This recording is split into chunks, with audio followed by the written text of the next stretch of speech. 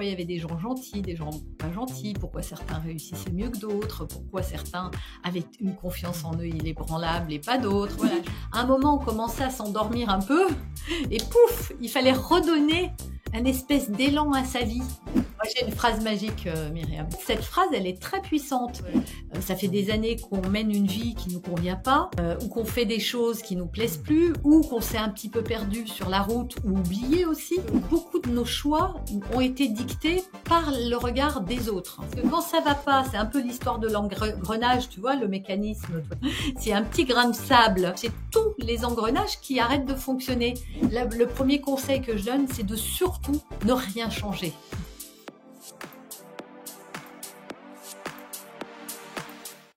La quarantaine de la femme, crise ou opportunité? Bonjour, ici Mademoiselle M, révélatrice de votre meilleure image. Dans cette vidéo et dans ce podcast, j'ai l'immense joie, plaisir et honneur d'accueillir Noémie, qui est une femme merveilleuse, qui est une amie que j'ai eu l'occasion de rencontrer au travers de rencontres professionnelles, du réseau, d'un mastermind plus particulièrement, Noémie.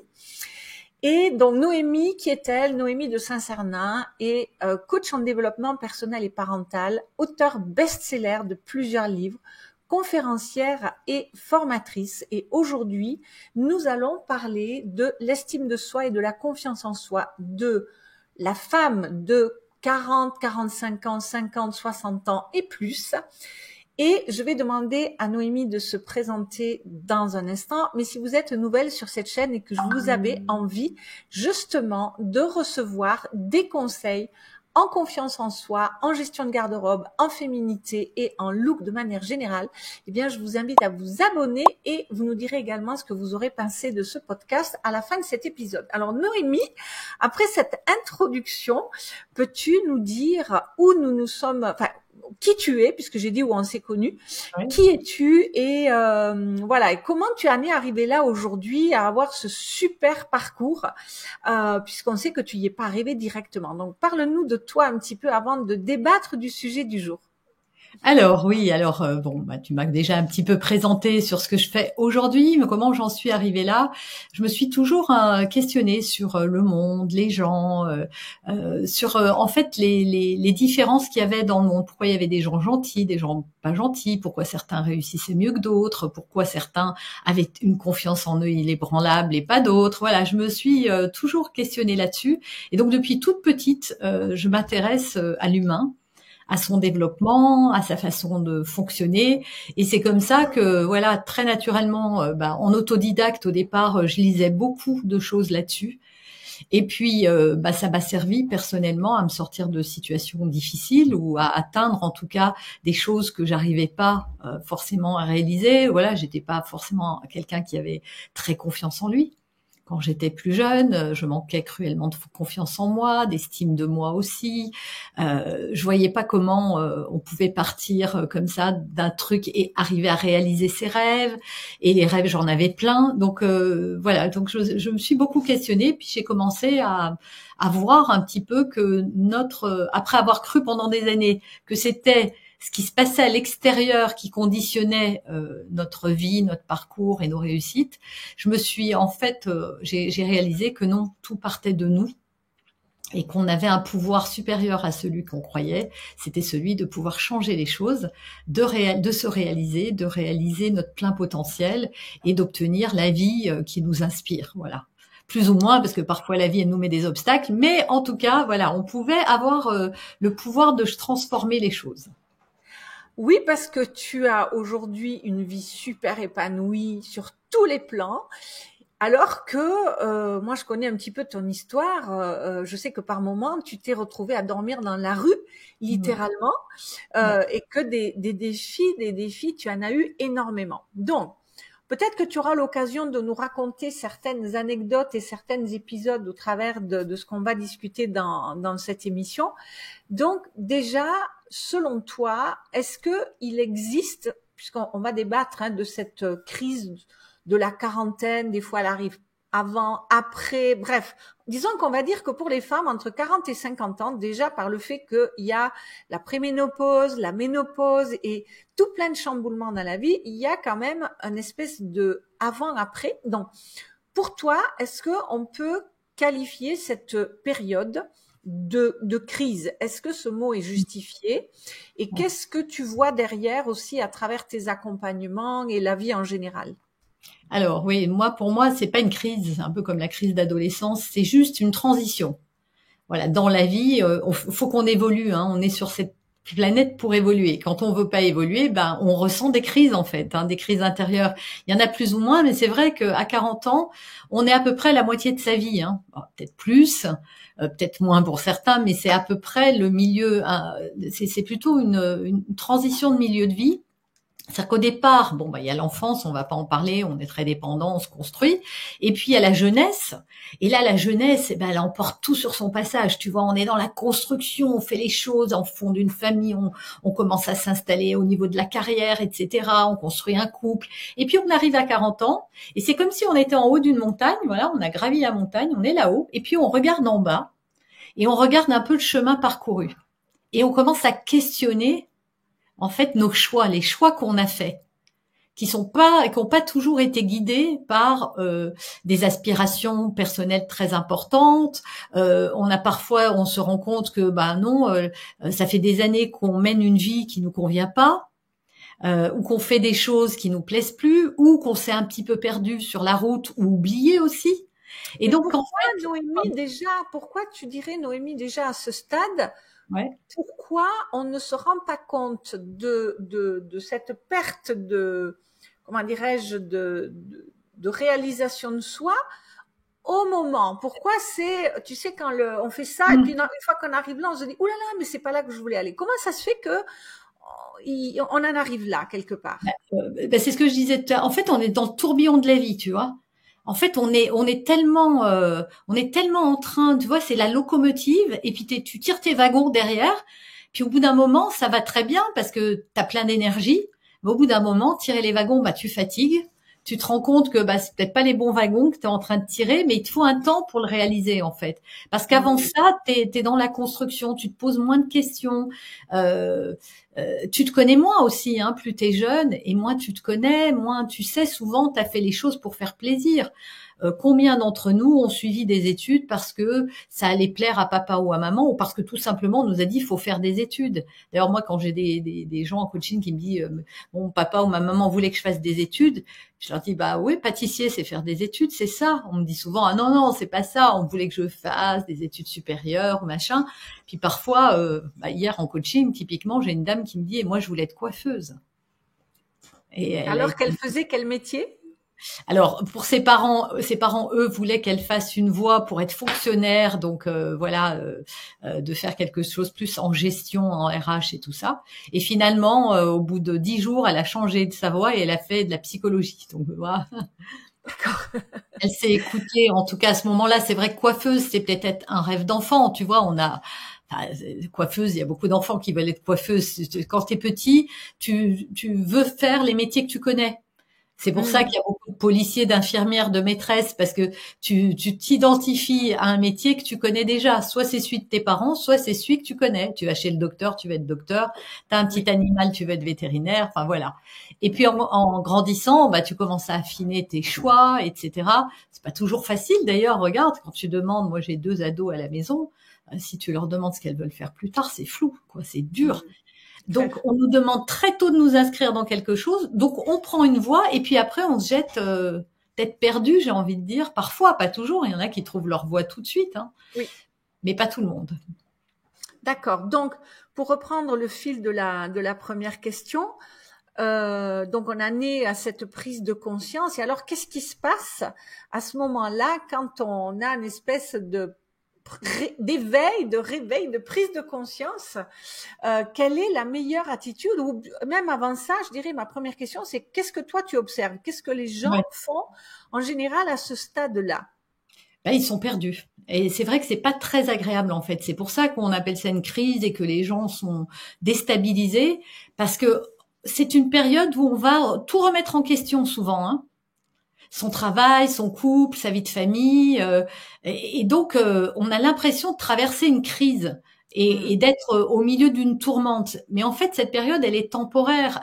Mais c'est vrai qu'elle est difficile. Et surtout pour certaines personnes vraiment difficile, parce que justement, si on commence à se dire ah ouais non mais là, enfin je fais un métier mais ça n'a aucun sens pour moi. C'était mon cas hein, par exemple. Tu vois, moi, j'avais, comme tu as dit, j'ai eu un parcours chaotique. Bon, je me suis sortie de mes trucs, en tout cas j'ai acquis une certaine liberté financière assez tôt. Je suis devenue directeur des ressources humaines. Et puis, au bout d'un moment, quand j'étais arrivée là-haut, quoi, en tout cas, ce que moi je trouvais être là-haut, avec le bon salaire, le bon statut, etc., je me suis rendu compte que ça me plaisait pas du tout, en fait. Mais qu'est-ce que je fais là? Pourquoi je fais ça? À quoi ça rime? À quoi ça sert?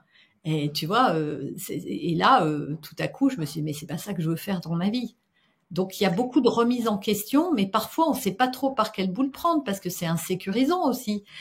Constater qu'on n'est pas à sa place, c'est une chose, mais avoir le courage et assez de confiance, comme tu le disais, pour remettre tout à plat, et repartir à zéro ou essayer de... Et puis parfois, on sait même pas qu'est-ce que je voudrais, comment... On veut changer des choses. Oui.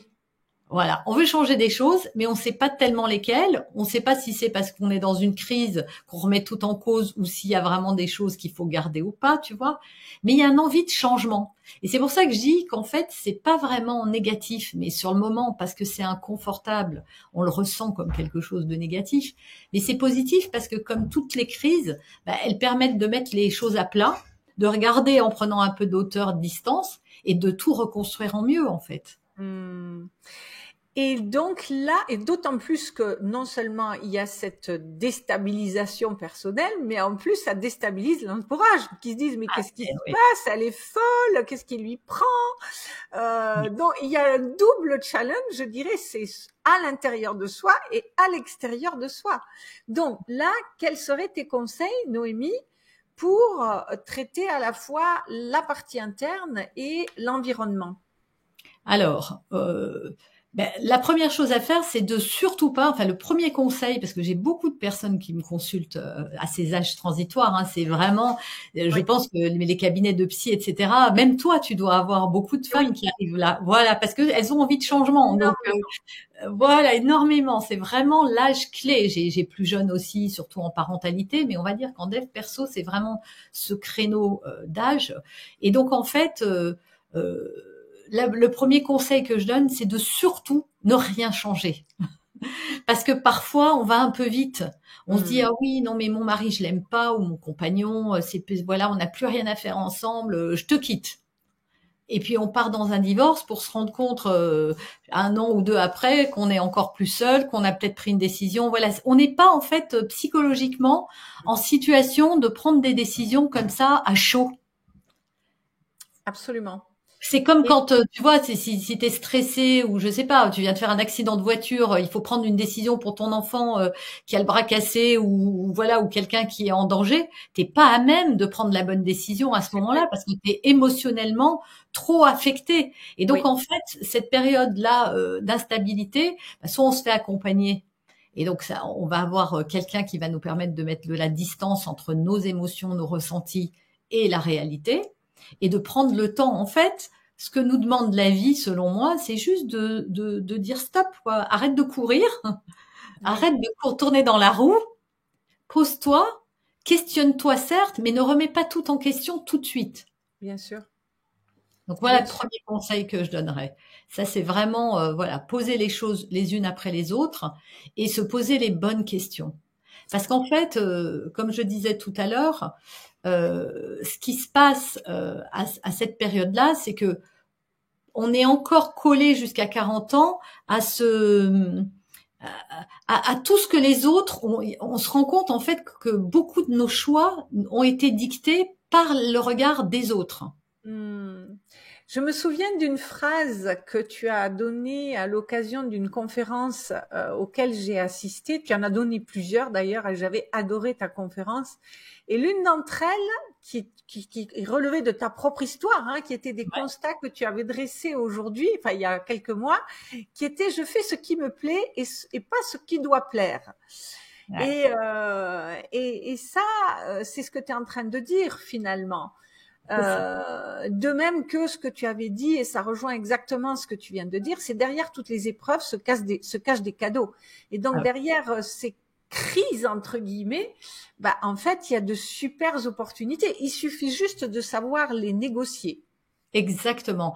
Parce que souvent aussi, ce qui déstabilise, c'est de croire qu'il faut qu'on prenne des décisions tout de suite parce qu'on va aller mieux. Tu vois, c'est comme t'as mal à la tête, tu prends un comprimé, hop, ça va s'arrêter. Mais non, là, on n'est pas. Le processus, c'est pas de vouloir arrêter les émotions, c'est de vouloir les écouter d'abord.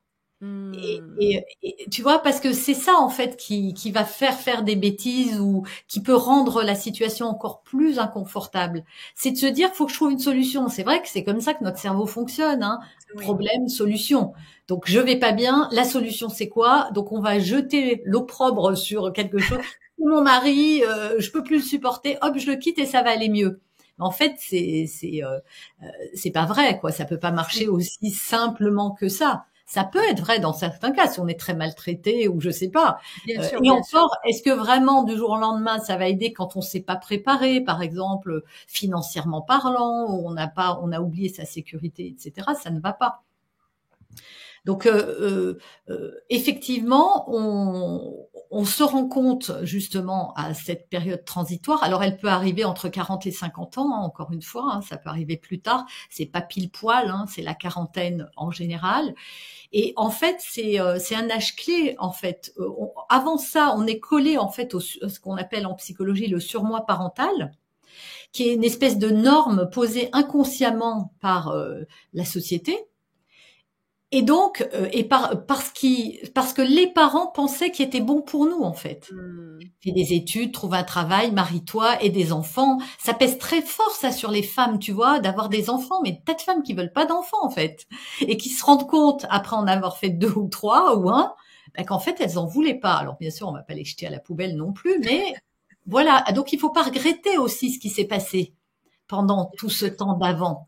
Hein, les choix qu'on a faits, c'est important ce que tu dis, je trouve, tu vois, parce que autant on peut se dire j'ai pas fait les bons choix, j'ai pas pris les bonnes décisions, mais en même temps accepter tout ce qu'on a fait et qui on est aujourd'hui, qui est finalement le résultat de tout, hein. Voilà. Bah, si on l'accepte pas, on peut pas avancer correctement, quoi. C'est comme si on avance avec un boulet, quoi, hein. Oui, oui. Et puis parfois, voilà, certaines femmes voulaient pas d'enfants, elles s'en rendent compte. Mais si elles se questionnent, elles se disent aussi, mais finalement, je suis très contente d'en avoir. Voilà. Si j'avais choisi, en fait, il faut pas, parce que souvent, quand on arrive là et qu'on voit les choix qu'on a faits qui étaient pas les nôtres, hein, où on a été dans un espèce d'idéal du moi, on se dit, ah ben j'ai perdu mon temps en fait. Et en fait, on n'a jamais perdu de temps parce que bien sûr que pendant ces 40 ans, on a appris des tas de choses. Et surtout, on n'était peut-être pas capable, si on l'a pas fait avant, c'est même pas qu'on n'était pas, on n'était pas capable avant de se rendre compte de ça. Donc c'est stérile de vouloir revenir en arrière. Et ça, c'est c'est la double flèche, comme tu disais, c'est la non-acceptation. Et c'est de là qu'on rajoute de la charge émotionnelle à ce qu'on ressent. On va rajouter parce que on se torture en fait avec des idées qui disent ah ben voilà t'as perdu trop de temps puis maintenant t'as déjà 40 ans tu vas pas pouvoir. En fait on se raconte des histoires terrifiantes sur l'avenir, un futur hypothétique qu'on connaît pas, au lieu de se dire oui mais qu'est-ce que j'ai fait quand même pendant ces 40 ans qui peut me servir, parce qu'il est jamais trop tard. Et puis on n'est pas pareil après 40 ans. On a quand même plus d'aplomb, on a quand même assis toute une expérience, on peut s'appuyer sur plein de choses. Oui. D'ailleurs, quand on veut faire travailler les personnes, corrige-moi si je me trompe sur la confiance en soi, une personne qui dit ah, mais j'ai pas confiance en moi, je suis nulle, je suis bonne à rien, une des premières choses qu'on va lui faire c'est stop et liste plutôt tout ce que tu as accompli. Voilà, et c'est là qu'on se dit mais non, finalement je suis peut-être pas si nulle que ça. Donc pour les personnes qui nous écoutaient, si vous vous retrouvez dans ce que dit Noémie, commencer par mettre stop et puis par faire ce type d'exercice qui est quand même fondamental, quoi. Ouais. Et si on n'y arrive Noémie, pas, on demande aux gens autour de nous, parce qu'il y a des gens qui vont dire ah non non, mais moi j'ai rien fait de bien. Qu'on demande à des gens bienveillants, bien sûr. Voilà. Qu'est-ce que tu apprécies chez moi? Pourquoi voilà. Est-ce qu'il y a des choses que tu admires? Et on en a tous en fait. absolument. Et alors, par rapport à l'entourage, puisque là, tu nous as parlé du travail qu'on peut faire à l'intérieur de soi, mais voilà, on se rend compte que on a envie de faire un reset, peut-être pas dans tous les domaines, mais en tout cas de partir sur autre chose, que ce soit affectivement, lieu de vie, job ou quoi que ce soit, et qu'on est voilà, tout l'entourage se rebelle et dit oh là là, non non, mais qu'est-ce que tu vas faire? T'es folle, c'est dangereux. Qu'est-ce qu'il faut faire dans ce cas-là? Alors, en fait, c'est se poser. Encore une fois, hein, soit tout seul, soit en se faisant accompagner. Mais ce qu'il faut faire à ce moment-là, rassurer son entourage, parce que l'entourage, lui, peut être complètement déstabilisé. Évidemment, on comprend pas. C'est-à-dire que le partenaire en face, il se dit mais quelle mouche l'a piqué. Là, on parle des femmes, hein, donc on va parce que ça marche dans les deux sens, mais c'est vraiment quelle mouche l'a piqué. Donc c'est vrai que ça met l'autre en insécurité. Il se dit peut-être qu'on m'aime plus, lui aussi il se raconte des histoires. Peut-être qu'elle m'aime plus, peut-être que ça lui va plus la vie qu'on a, elle se rend compte que je suis pas quelqu'un de bien pour elle, ça peut faire peur. Donc la première chose c'est vrai qu'il faut se décentrer un petit peu. Il est salvateur de vivre ces crises et d'en faire quelque chose, évidemment. C'est ce qu'on appelle en psychanalyse la sublimation. Hein. On va sublimer ce qui arrive, mais en plus en voyant ça comme une pulsion de vie où on peut intégrer l'autre là-dedans. En disant, parce que c'est ça un couple par exemple, c'est de dire, on va se trouver un projet commun et qui correspond en tout point à ce que moi j'ai envie de faire et que peut-être toi tu auras envie de rejoindre. Et là, on peut prendre des décisions. Il y a plein de gens qui traversent cette crise avec leur partenaire. Et c'est de travailler cette espèce de pulsion de vie. Moi, j'appelle ça une pulsion de vie à la quarantaine. C'est comme si, à un moment, on commençait à s'endormir un peu et pouf, il fallait redonner un espèce d'élan à sa vie et d'en faire quelque chose de beau, de gratifiant pour nous, mais même pour les autres. Souvent, on veut donner du sens. Et quand on veut donner du sens, ça devient plus tourné vers les autres. Oui. Alors qu'avant, c'est plus tourné vers soi, tu vois. C'est vrai, c'est vrai. Et je me souviens aussi d'une phrase que tu avais dite pendant cette conférence. Et est-ce que tu l'appliquerais justement à ce moment-là? Tu avais dit, je vise la lune, mais je profite du chemin. Est-ce que c'est à ce moment-là que tu te dis, avant, j'ai peut-être pas visé la lune parce que j'ai fait ce que les autres, ce que la société, les parents, bref, l'environnement attendait de moi. Est-ce que c'est à ce moment-là que tu as envie de viser la lune et que tu dois viser la lune selon toi? Alors, à tous les moments, mais là, oui, c'est vrai que ça s'adapte. C'est-à-dire que si vraiment on a un projet et qu'on se dit, voilà, moi, là, j'en ai, ça peut être sur différents plans, hein, ça peut être tous les plans d'ailleurs, mais ça aussi, il faut se méfier. Parce que quand ça va pas, c'est un peu l'histoire de l'engrenage, tu vois, le mécanisme, toi qui vis en Suisse, là, des horloges, c'est un petit grain de sable dans l'engrenage, c'est tous les engrenages qui arrêtent de fonctionner. Mais en réalité, le grain de sable, il n'est que sur un seul, enfin il est entre deux seulement. Il y a peut-être une cinquantaine d'engrenages ou une douzaine. Donc en fait, on ne sait pas où est le petit grain de sable. Est-ce que c'est ma vie personnelle familiale? Est-ce que c'est ma vie professionnelle? Est-ce que c'est moi et mon corps, mon image? Évidemment, ça peut être ça aussi. Je n'aime plus mon image. Toi, tu le sais mieux que moi d'ailleurs. Voilà. Qu'est-ce que c'est en fait qui dysfonctionne? Et quand c'est comme ça, on a envie de jeter le bébé avec l'eau du bain parce qu'on est tellement pas bien qu'on remet tout en question et on se dit allez, faut tout refaire. Et en fait, c'est une erreur. La plupart des gens qui font ça le regrettent après. Parce que avec le recul, elles se disent mais non, quand même, là j'étais un peu fort de café. Puis on peut se mettre en insécurité financièrement notamment, affectivement aussi. Et le but, c'est pas ça. Donc, c'est vraiment de poser les choses les unes après les autres en questionnant la situation telle qu'elle est déjà, en observant la situation. Voilà, dans ma vie de couple, on en est là. Est-ce que ça me convient? Et avec toujours peut-être cette volonté, sauf si vraiment on est sûr qu'il n'y a plus d'amour du tout, et ça qu'on en est certaine, mais souvent à la quarantaine, on dit je sais pas si je l'aime encore. On dit pas je ne l'aime plus. Donc déjà, ça veut dire qu'on n'en est pas encore bien convaincu. Et c'est vrai que quand on est pollué par des émotions douloureuses ou dans une situation où on n'est pas bien, on a tendance, je te dis, à vouloir tirer sur l'ambulance. Mais non, il suffit juste de dire, OK, qu'est-ce que j'aime dans cette relation et quel sens je veux lui donner. Hmm. Et c'est là où on fait participer l'autre à notre projet et où on peut se trouver une deuxième flamme, justement. On peut tout raviver, en fait. Oui. Et est-ce que tu pourrais appliquer ce concept au domaine professionnel?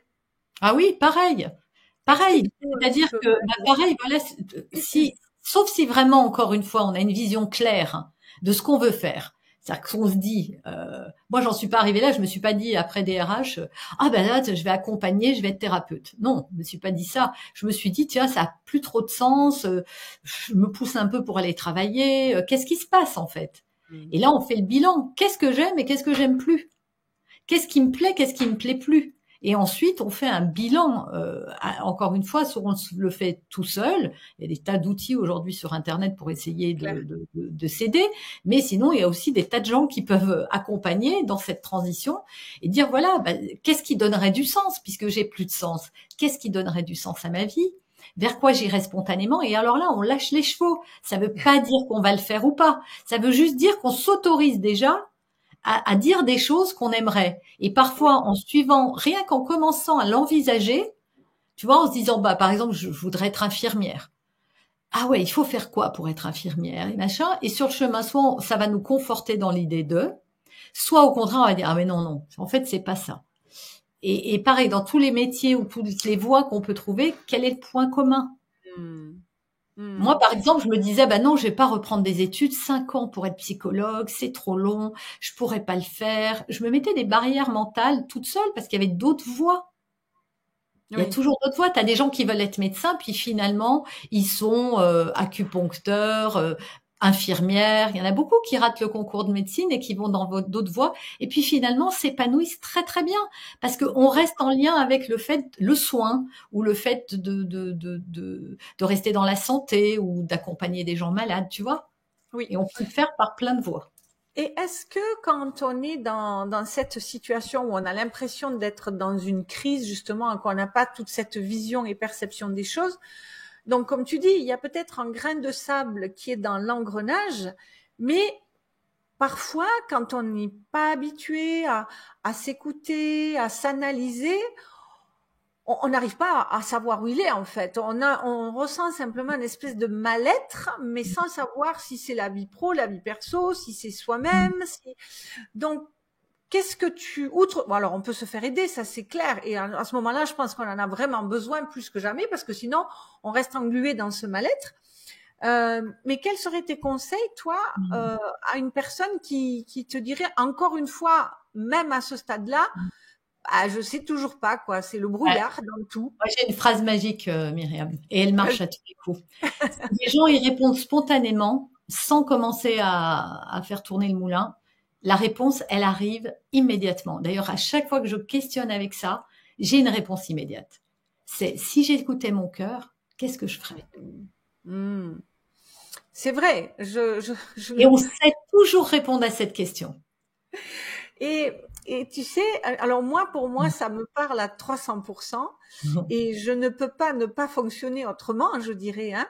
Et pourtant, il y a énormément de personnes qui ne fonctionnent pas comme ça et qui fonctionnent par le mental quelque part, hein, ou la norme.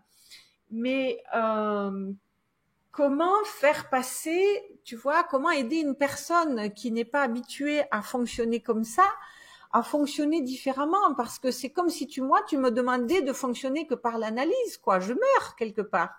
Tu vois, oui, alors, mais si je te demande, si tu écoutes que tu as raison, qu'est-ce que tu ferais, tu saurais me le dire aussi. Tu vois, en fait, cette phrase, elle est très puissante. Il y a pas, je vais donner un exemple, c'est toujours plus parlant. Il y a pas longtemps, il y a une personne que je connais dans mon entourage qui est assistant parlementaire. Et là, on est en pleine actualité, hein. Et donc, son député a été élu aux européennes. Donc lui, il travaille à Bruxelles, hein, il est assistant parlementaire à Bruxelles. Son député a été élu. Et il est tout content parce que voilà, il continue il a trouvé son job, il sait où il va. Sauf que il y a eu l'événement. Alors ceux qui regarderont ça plus tard se rappelleront quand même que il y a une dissolution qui a été demandée par le président de la République. Donc on parle de ce qui se passe en France. Hein. Et cette dissolution, elle rabat les cartes parce que tous les députés européens qui ont été élus, certains vont se présenter aux législatives françaises, et c'est le cas de ce député-là. Et s'il est élu en France, alors soit cette personne que je connais doit suivre son député en France, soit elle ne le suit pas, elle reste à Bruxelles et elle cherche un autre député. Et donc je l'ai eu au téléphone où il disait oh là là, j'en suis presque à souhaiter que mon député ne soit pas élu aux législatives parce que ça ne m'arrange pas d'aller en France, que la vie est plus chère en France, que je serai moins payée parce que l'enveloppe budgétaire est inférieure en France avec les charges sociales et tout qu'à Bruxelles, etc. Donc moi j'entendais bien qu'on me parlait d'argent et de sécurité plus que de voix du cœur. Et donc quand je lui ai demandé mais si t'écoutais ton cœur, tu ferais quoi? Eh bien, je suivrai mon député. J'ai dit d'accord. Donc, en fait, là, on est en bisbille entre ma sécurité. En fait, il y a deux besoins qui sont en confrontation quand on n'arrive pas à se le dire. C'est pour ça que cette question-là, on sait répondre. Ça veut pas dire qu'on va le faire, mais ça veut dire qu'on sait y répondre. Et donc, dans ces cas-là, l'analyse. Alors, c'est sûr que ça, là, c'est l'analyse d'un coach, mais c'était d'un côté, c'est ma sécurité. J'ai peur, en fait. J'ai une peur qui m'empêche ou un besoin de sécurité qui est important parce que je vais perdre en pouvoir d'achat, en tout ça. Mais d'un autre côté, si j'écoute mon cœur, mais bien sûr que je vais suivre ce député parce que je l'adore, parce que on s'entend bien, parce que on va faire du bon boulot, parce qu'il va m'aider à grandir en compétences, que j'adore travailler avec lui. Donc voilà. Eh bien en fait, là, ce qu'on devrait toujours choisir, c'est la voix du cœur, c'est sûr. Et parfois on n'y arrive pas, il faut pas s'en vouloir, parce que notre besoin de sécurité parfois, alors là je parle de cet exemple-là, est tellement fort qu'on n'arrivera pas à trancher et à passer ça. Mais c'est pas grave parce qu'on sait que si on le fait, c'est pas parce qu'on a abandonné ses rêves, mais c'est parce que le prix à payer est trop important pour nous à ce moment-là de notre vie. On peut avoir des enfants, des responsabilités, bien sûr qu'on peut pas prendre. Là, je te parle d'un jeune homme en plus qui est célibataire, mais on peut pas prendre des décisions comme ça. Donc, et ça détend pour répondre à cette question. Si j'écoutais mon cœur, qu'est-ce que je ferais? Et ça, je t'assure, Myriam, si vraiment tu te poses la question en toute sincérité, tu le sais ce que tu fais. Si tu écoutes ton cœur, ce que tu fais, tu le sais. D'ailleurs, ça rejoint une des phrases que tu avais aussi données à cette conférence. Par rapport, tu avais soulevé 2 points sur l'argent, dont une qui est l'argent n'est que la conséquence de la valeur que je donne. C'est ça. Et également l'autre qui était de dire je cherche à être heureuse au lieu de chercher le succès. Bon, c'est plus transposé peut-être dans le domaine pro, mais je trouve que ça rejoint des notions que tu es en train de partager. Parce que moi je dis toujours ça veut pas dire qu'il faut écouter que son cœur, mais en tout cas, le choix, le moment, l'instant de décision, c'est le cœur qui décide, mais ensuite, c'est la tête qui donne le comment et tu vois, là, t'es plus après dans le cœur, là, t'es dans la raison. C'est ça.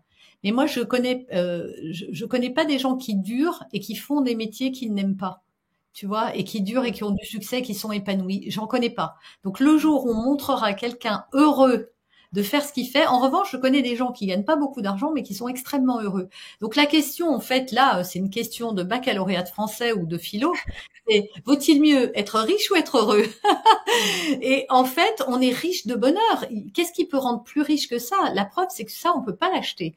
Ça ne peut pas se monnayer. Et en réalité, quand on commence à s'inscrire dans une transformation et qu'on enlève ces barrières de peur, on trouve des solutions, en fait. Ok, je vais peut-être perdre financièrement, mais si j'écoute mon cœur, donc je ferai ça. Moi, c'était mon cas. DRH, j'étais très très bien payée dans une entreprise qui travaillait pour la santé, donc c'est des secteurs en plus qui payent un peu plus que d'autres secteurs. Tu as toujours des secteurs où tu gagnes mieux ta vie que d'autres. J'étais en sécurité financière, si tant est qu'elle existe, parce que pour moi, quand tu es salarié, ta boîte elle peut couler, et il peut y avoir des plans sociaux, des rachats. Enfin, t'es pas à l'abri en fait. Et donc repartir de zéro. C'était prendre un risque.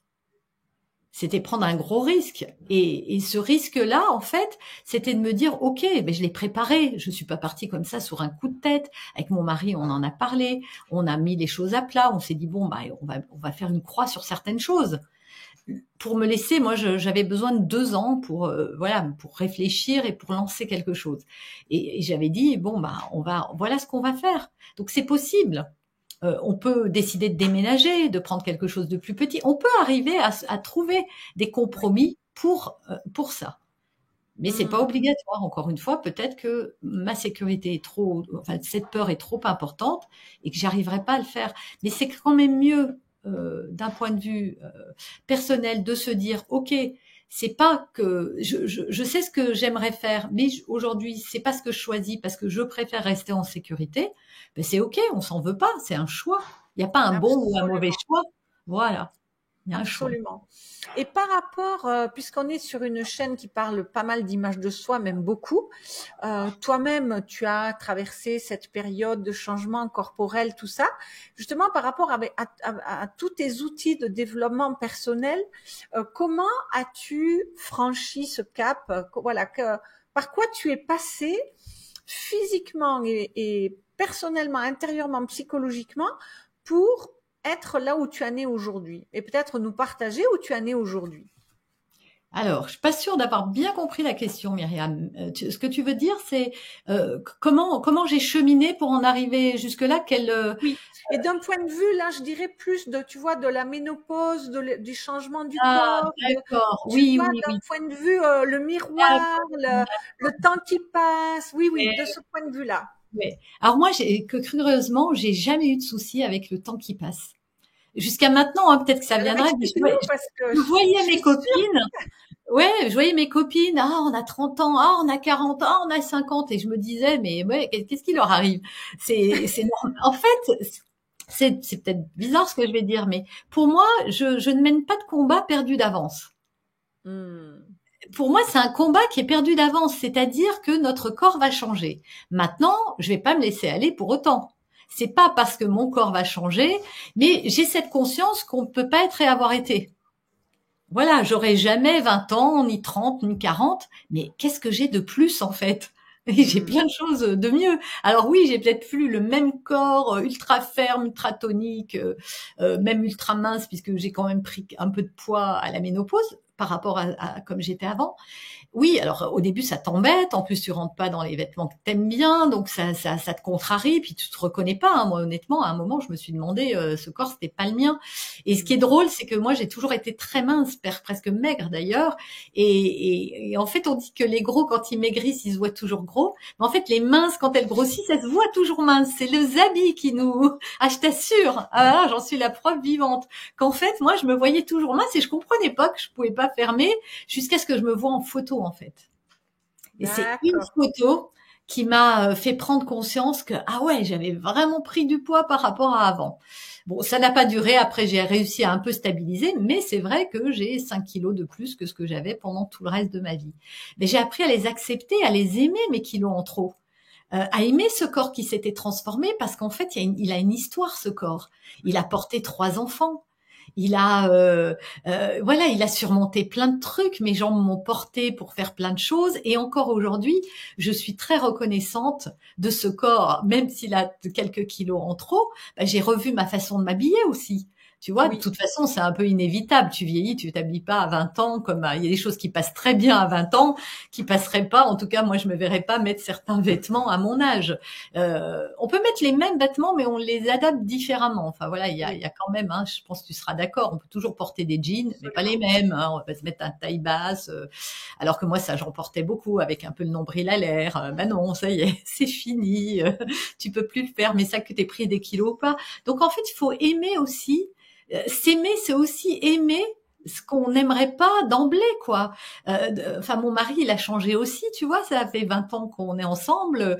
Bon, ses cheveux blancs, il les avait déjà, donc je peux pas dire que c'est ça, parce que le pauvre, ça a commencé très jeune. Mais voilà, il est plus le même. Alors c'est comme si moi, avec lui, parce que il avait pris un petit peu de ventre ou qu'il avait les cheveux plus blancs qu'avant ou des rides ou de Dieu sait quoi, tout à coup je l'aimais plus.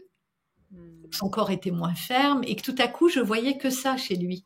Et moi, j'ai envie de voir que tous ces signes du temps, c'est aussi toute l'histoire qui est passée, toutes ces expériences qu'on a vécues, toutes ces rires aussi. Tu vois, moi j'ai la chance, je suis pas trop marquée sur mon. C'est vrai, Ouais, tu je as une suis pas trop super marquée peau. sur le visage. Je dois pas avoir un visage très mobile, mais tu vois, mais même si j'avais plein, je trouve ça très mignon ces marques du temps parce qu'en fait, c'est ton histoire. Et c'est Elle très est, elle normal est. que tu sais très bien habiller. Tu as ce que j'appelle une silhouette droite, hein, c'est-à-dire que tu as le bas du corps très fin comme ça, tu presque pas de hanches, tu as des jambes toutes fines, des chevilles tellement fines, quoi. Hein. Et voilà. Et puis, mais tu sais camoufler justement ce que la nature a changé en toi. Et en fait, on fait pas du tout attention, quoi. On te Ben, trouve tant mieux, tu super me l'avais élégant. jamais dit ça, tu vois. Ben Alors je le voilà. prends comme un compliment, mais c'est vrai que ça empêche pas que je suis restée coquette, tu vois, j'ai toujours Ah, été. complètement. De toute petite, ma mère n'était pas du tout. Et quand je voyais des femmes dans la rue, coquettes, où je me souviens, maman, elle avait les cheveux très très courts, la garçonne, c'était l'époque de la garçonne, ça lui allait d'ailleurs divinement bien, mais ma mère ne se maquillait pas, jamais. Ah, aussi, quand elle allait à une cérémonie, un mariage, ou vraiment, chez des amis, elle mettait juste du rouge à lèvres, tu vois, c'était vraiment le basique, et il fallait vraiment un mariage pour qu'elle se mette un peu de mascara, du crayon et du rouge à lèvres, et un peu de blush, tu vois, le B à bas. Mais qu'à des mariages, donc c'est vraiment, je l'ai quasiment jamais vue maquillée. D'ailleurs, c'était surprenant quand je la voyais. Mais elle allait chez le coiffeur très souvent parce que quand t'as une coupe à la garçonne, tous les 15 jours, faut rectifier, Oui, sinon c'est pas joli. oui. Et je me souviens que j'adorais aller chez le coiffeur avec elle ou la rejoindre chez le coiffeur pour regarder les dames qui, elles, étaient plus apprêtées qu'elle. Mais Parce que non. les vêtements aussi, ma mère, alors là, mon père d'ailleurs, c'était lui qui l'habillait, parce qu'elle elle mélangeait des couleurs qui n'allaient pas ensemble. Mon père, lui, en revanche, je pense que je tiens de mon père ça. C'était un homme qui adorait les vêtements, qui s'habillait d'ailleurs toujours, il était toujours tiré à quatre épingles. C'était un monsieur qui avait pas de gros revenus, mais qui se faisait faire des costumes sur mesure et qui Ah oui. économisait. Donc, il s'achetait un costume tous les Ah 3 ans. oui. Voilà, tu vois, et les chaussures assorties, les machins. Il avait vraiment, je me souviens qu'il m'avait expliqué que les costumes devaient s'arrêter là, tu vois, c'est des trucs que j'ai jamais appris. C'est mon père qui m'a montré ça et j'adorais aller avec lui dans les magasins très haut de gamme où il allait s'habiller. Parce qu'il faisait pas que du sur-mesure, mais il allait dans des très belles boutiques pour s'habiller. Et mon père Donc, il avait eu une était. enfance très aisée, donc il avait été habitué jeune, mais après il était en Ah rupture oui. avec sa famille, mais jeune, où on faisait des costumes sur mesure à l'époque. Et mon Ah, père avait un tailleur attitré. Et donc après, bon, la vie a fait que, en rupture avec sa famille, il a dû se débrouiller par lui-même. Mais là, il a toujours gardé ça. Et moi, il me l'a transmis. Donc, j'ai toujours aimé les vêtements, être coquette, me maquiller parce que ma mère le faisait pas. Je trouvais ça fascinant, les femmes qui se maquillaient, qui avaient des beaux bijoux, qui avaient, voilà. Donc, c'est pas parce qu'on vieillit qu'on peut plus, j'ai une de mes clientes en ce moment qui a 46 ans et qui est terrorisée à l'idée d'avoir 50 ans. Parce qu'elle est persuadée qu'elle ne trouvera jamais un homme, que les oula. hommes n'aiment plus les femmes ménopausées, qu'à la ménopause, j'ai l'impression qu'elle voit la ménopause comme une espèce de déchéance. Oui. Euh, Malheureusement, c'est pas la seule, hein. et ouais, toi, tu dois avoir ça plus que moi. Ouais. C'est incroyable, quoi, comme la société est formatée. C'est malheureux, je trouve. Hein. C'est quelque part, il y a beaucoup de choses à faire dans ce domaine-là. Donc, en fait, pour résumer, ta coquetterie, tu la dois plus du côté paternel que de l'inspiration maternelle qui était quasi inexistante, quoi. Voilà.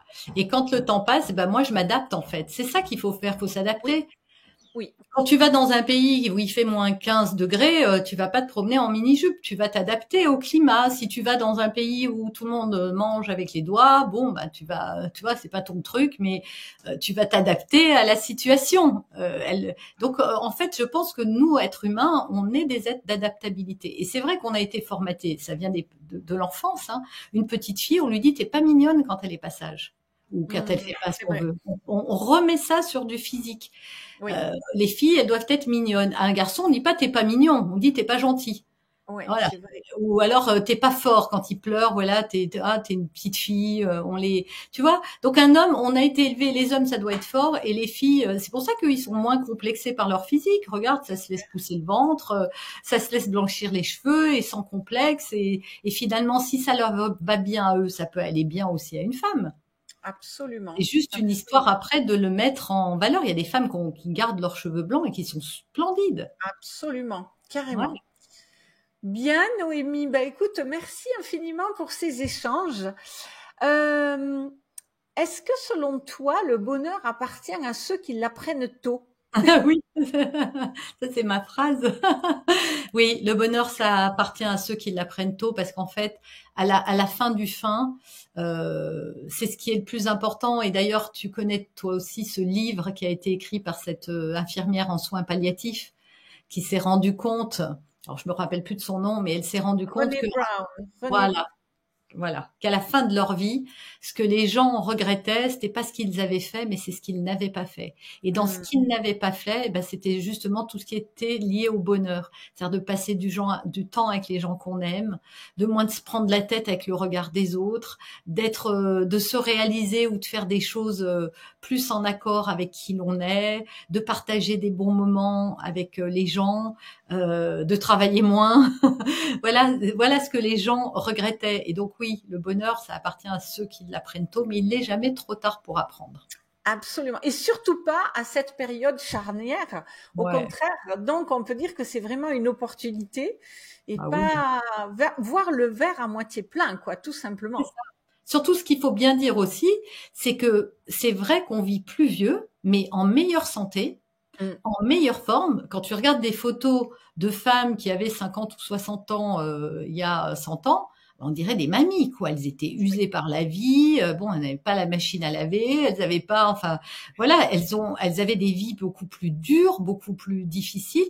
Donc, on a cette chance, nous, d'avoir du temps, d'avoir rajouté des années à la vie. Oui, complètement. Et Complètement. ça, je Donc, trouve ça super joli de se dire, bah ouais, voilà, oui, ok, j'ai plus de 40, j'ai 50, j'ai machin, mais j'ai encore du temps pour faire des choses que j'aime. absolument. Plus que jamais, il faut en profiter. Donc, Voilà. voilà.